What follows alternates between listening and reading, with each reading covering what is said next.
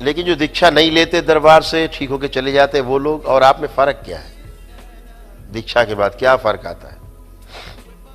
आज 4 लाइन में उस रहस्य को आपको हम समझाते हैं।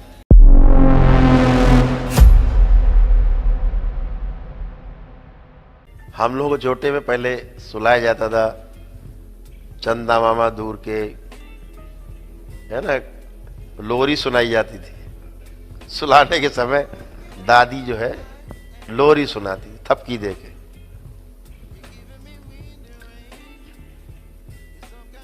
मामा का रिश्ता कायम किया गया, चंदा मामा। तो चंद्रमा मामा भी है, इसका भी ध्यान रखा जाए। जितने भी पितृ हैं इसी शिवलोक में, इसी चंद्रलोक में कह लीजिए आप, चंद्रमा में सभी विराजते हैं। जन्म के समय शिवलोक से इसी में जाते हैं, चंद्रलोक में, और वहां से चांदनी रात में बरसते हैं। चांदनी रात में जो जीवन है ऊपर से बरसते हैं, और धरती के ऊपर जितने भी वनस्पतियां हैं, पेड़ पौधे हैं, इनमें समा जाते हैं। फिर ये फल के रूप में, अनाज के रूप में, सब्जियों के रूप में उगते हैं। फिर इन्हें खा करके आपके शरीर में जो रक्त बनता है, वीर्य बनता है, रज बनता है, हड्डी मांस मज्जा बनता है सब।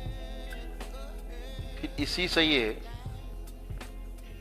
मां के गर्भ में जा करके माता पिता के संसर्ग से और एक नए जीवन का जन्म होता है। एक प्रक्रिया है, लंबी प्राकृतिक एक प्रक्रिया है जो सतत चलती रहती है, और प्रकृति का क्रम घूमता रहता है, और 84 लाख योनियों का जो चक्र है वो घूमता रहता है। इस खास तिथि में जिनका चंद्रमा कमजोर होता है, ज्योतिष ग्रंथ के अनुसार बोलते हैं कि जिसका चंद्रमा नीच का है, उनको तमाम मानसिक रूप से परेशानी होती है। हृदय गति बहुत बढ़ जाती है, और शरीर में तमाम उलझन, बेचैनी, घबराहट, उत्तेजना। चंद्रमा मन का कारक है, और जल के ऊपर इसका सबसे ज्यादा प्रभाव है, और शरीर में चूंकि सबसे अधिक जल ही है, इसलिए चंद्रमा का सबसे ज्यादा प्रभाव शरीर में पड़ता है। और दूसरा एक कारण और भी चंद्रमा का प्रभाव पड़ने का, कि चंद्रमा सबसे नजदीकी ग्रह है मनुष्य हमारे धरती पे, इसलिए उसका प्रभाव और ज्यादा है।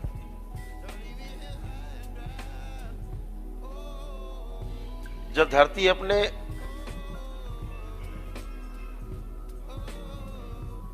अक्ष पे 15 अंश झुकती है एक तरफ, तो उसी तरफ ज्वार भाटा आता है। मतलब उसी तरफ बोला जाए तो हाई टाइड होता है। 15 दिन इधर, और जब धरती उधर झुकती है दूसरी तरफ, तो उधर पानी ज्यादा हो जाता है, तो हाई टाइड बोलते हैं, पानी ज्यादा आता है। धीरे धीरे 15 दिन बाद एक तरफ झुकती है, तो पानी इस तरफ ज्यादा हो जाता है। 15 अंश इस तरफ या 15 अंश उस तरफ, ऐसे झुकती है धरती। चंद्रमा के घटने बढ़ने के कारण ये जल भी इधर उधर होता रहता है।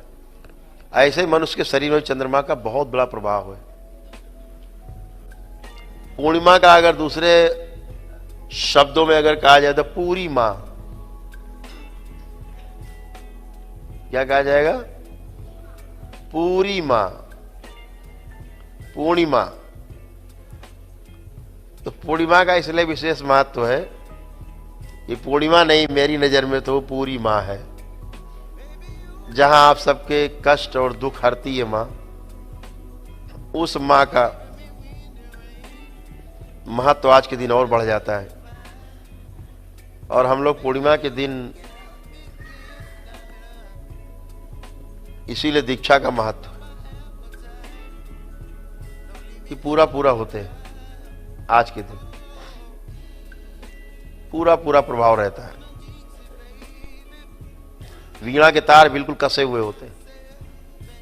ढीले तार नहीं, पूरे कसे हुए मधुर संगीत निकलता है।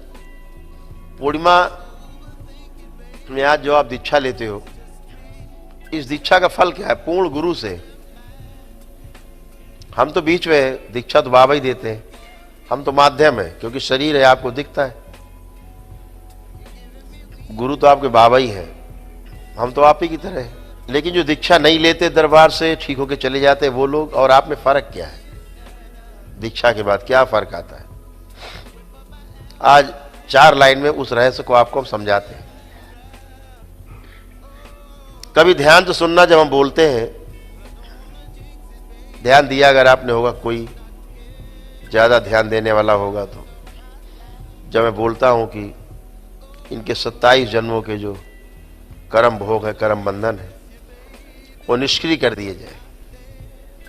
मैं कभी नष्ट कर दिया जाए इस शब्द का प्रयोग नहीं करता, निष्क्रिय कर दिए जाए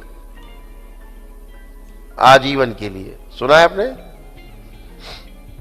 मैं कभी नहीं बोलता कि इनके कर्म भोग कर्म बंधन नष्ट कर दिए जाए। जो दरबार से 9 हवन करके और ब्लैक मैजिक कटवा के अपना और स्मृति चिकित्सा करा लेते हैं, तो उनके कर्म भोग कर्म बंधन निष्क्रिय होते हैं, और आपके पास वो हथियार आता है दीक्षा के बाद कि आप अपने कर्म भोग कर्म बंधन को नष्ट कर लेते हैं, खत्म कर लेते हैं, जिनसे आपका भोग खत्म हो जाता है, आपके कष्ट हमेशा हमेशा के लिए खत्म हो जाते हैं। निष्क्रिय में क्या होता है, जो हम करते हैं, कभी जब अगला जन्म आपका होगा, तो जिन कर्म भोग कर्म बंधन कारण आपको अभी कष्ट थे, तो कभी आपको अगले जन्मों में वो आ सकते हैं। अगर आपने अपनी हरकतें नहीं छोड़ी तो आगे आ सकते हैं कभी अगले जन्म में। अभी तो ये निष्क्रिय हो गए, निष्क्रिय हो गए, पीछे चले गए, अभी आगे नहीं आएंगे तो आपको कष्ट नहीं हुआ, इसीलिए आपकी पेशी कट जाती, सबकी पेशियां कट जाती, सबकी सबके कष्ट चले जाते हैं, रोग चले जाते हैं, इसीलिए जाते हैं क्योंकि कर्म भोग कर्म बंधन निष्क्रिय हो जाते, वो सक्रिय नहीं रहते।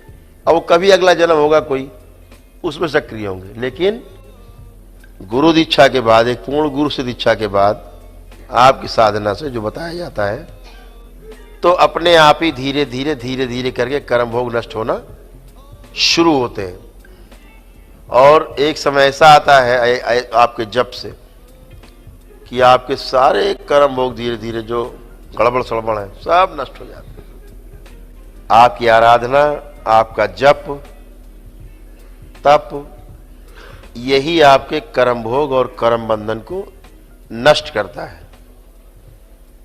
तो बाबा द्वारा दी जाने वाली इस दीक्षा के बाद जो आप मंत्र जाप करोगे ना, इसी से आपके कर्म भोग कर्म बंधन नष्ट होते हैं। हम सिर्फ निष्क्रिय करते हैं आपके। इतना फर्क है दोनों में, बस जो मुख्य बात है।